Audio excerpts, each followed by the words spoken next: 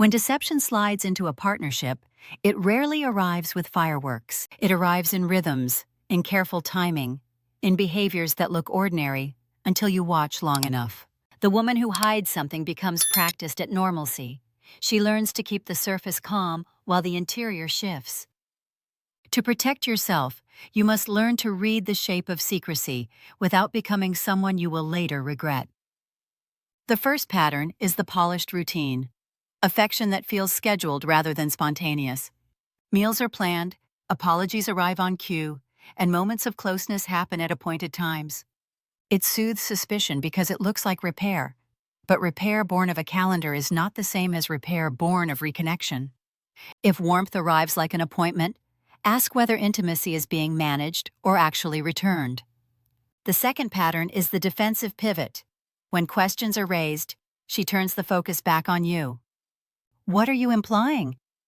becomes the shield that stops a hard conversation from starting. This pivot weaponizes your care, making you doubt your instincts and apologize for noticing changes. Calmly repeating the observation and holding silence is often the only response that lets truth surface. The third pattern is curated transparency, tiny proofs offered to distract from the whole picture. A screenshot here, a casual photo there, evidence that reassures without illuminating the crucial gaps. Selective openness soothes curiosity while preserving the private parts of her life she does not want to share. True transparency is messy. Curated transparency is a performance designed to calm rather than to heal. The fourth pattern is narrative tightening. Stories become unnaturally clean and rehearsed. Where memory once slipped and small contradictions occurred, now every detail aligns too perfectly. That polish is the mind's work to keep two lives from colliding. It reduces surprise and makes fabrication easier. Listen for the absence of human slips, the small contradictions that once made life feel real. The fifth pattern is emotional compartmentalization. She occupies the same room, but lives in two different worlds. She keeps household roles and fulfills obligations, while her inner life has been reserved elsewhere. Her presence comforts but does not connect. Her touch lacks the afterglow of true closeness. When the soul departs before the body, the relationship begins to die softly and steadily. Recognize these patterns not to trap, but to protect. Observation builds clarity. Accusation builds defense.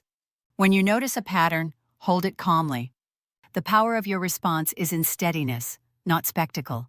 Speak from observation. "I've noticed we talk less, and that makes me feel distant." Simple facts, stated without venom. Such sentences invite explanation and reduce the chance she will hide behind outrage. Create safety for truth by changing your tone, not your tactics. Silence is a tool when used with dignity. When you stop adding heat to the situation, deception loses its fuel. Guilt cannot live comfortably in a quiet, steady room. Empathy is often the most effective invitation to honesty. Judgment is its opposite and breeds retreat.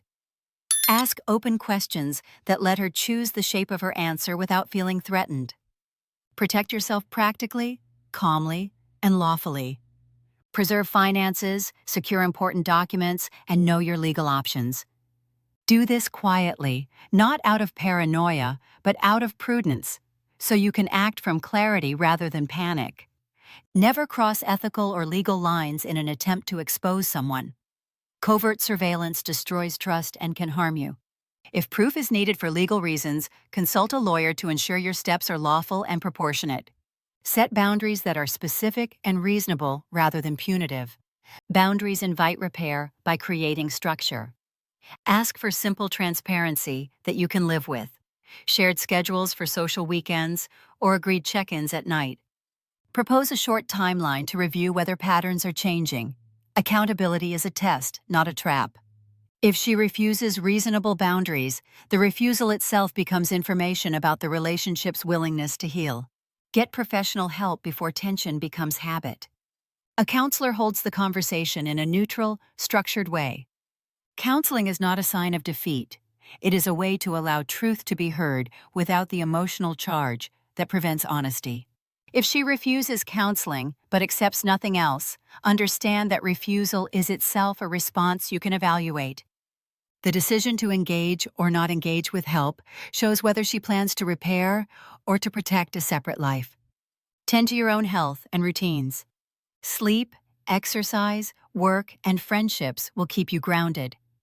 When your center is steady, your judgments become clearer and your responses less reactive. Isolation amplifies fear. Community and daily structure restore perspective and protect you from poor choices. Your recovery, whatever follows, depends on your ability to stay whole while you seek truth. When you speak, use language that invites rather than traps. Try lines that honor your dignity. I notice distance and I want to understand it. Or, I prefer truth so we can decide with clarity. These words open doors. Accusations cause the heart to harden. Calm clarity makes confessions survivable for the one who fears shame. You are not asking for proof as punishment. You are asking for truth as a basis for honest decisions. Watch for small emotional tells after she uses her device, a pocket of withdrawal, a colder return to the room. Post-screen silence that leaves her different is not neutral. It's an emotional echo of an interaction you did not share.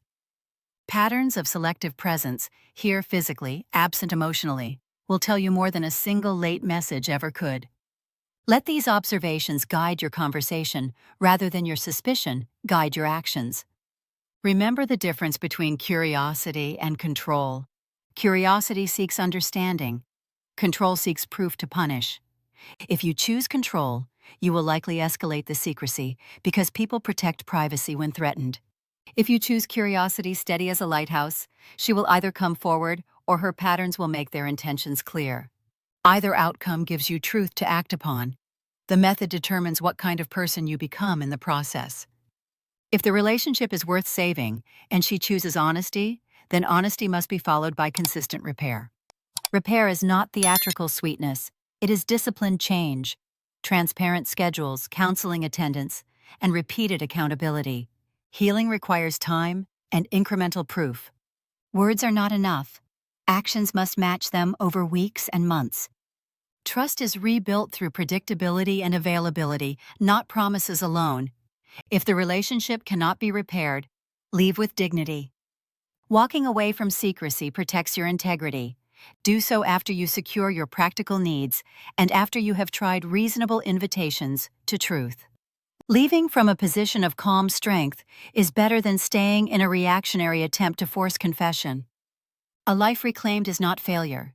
It is courage to refuse being diminished by another's duplicity.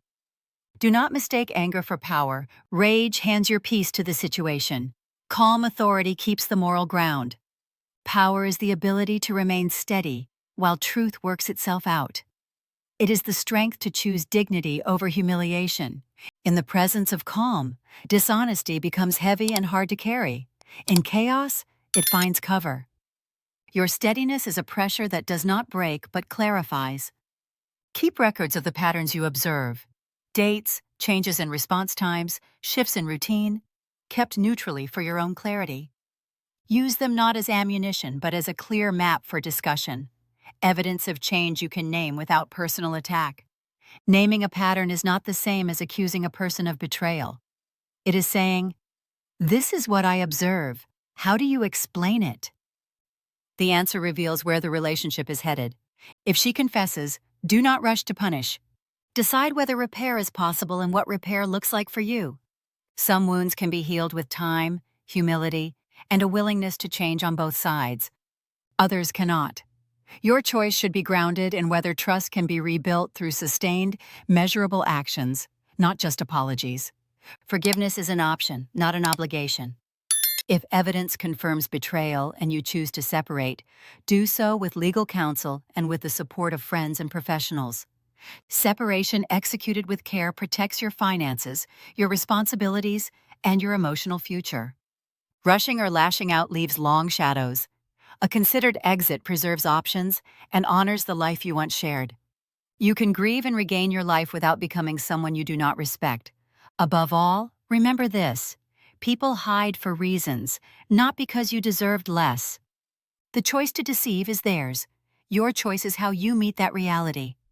You may deserve an apology, repair, or an honest exit. None of those are guaranteed by another person's actions. What you can guarantee is how you will respond, with clarity, with lawfulness, with boundaries, and with dignity. That is the true power of a man who refuses to be diminished by another's choices.